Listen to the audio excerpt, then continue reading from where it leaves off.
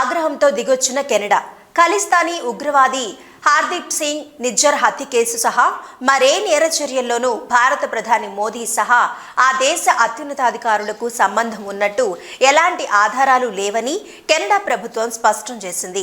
భారత ప్రధాని మోదీ, హోంమంత్రి అమిత్ షా కనుసన్నల్లోనే నిజ్జర్ హత్య జరిగిందంటూ జాతీయ భద్రతాధికారిని ఉటంకిస్తూ కెనడా దినపత్రిక ఒకటి కథనం రాసుకొచ్చింది. మోదీ, విదేశాంగ మంత్రి ఎస్ జయశంకర్, జాతీయ భద్రతా సలహాదారు అజిత్ డోవల్ కు నిజ్జర్ హత్య ప్రణాళిక గురించిన సమాచారం ఉందని పేర్కొంది. ఈ కథనాన్ని భారత్ తీవ్రంగా ఖండించింది.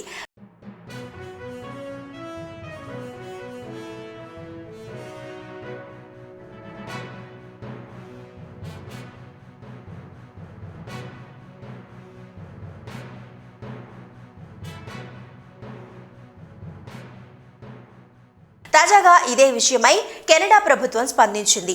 వార్తా కథనాన్ని సమర్థించేలా ప్రధాని మోదీకి వ్యతిరేకంగా నేరుగా ఎలాంటి ఆధారాలు లేవని స్పష్టం చేసింది.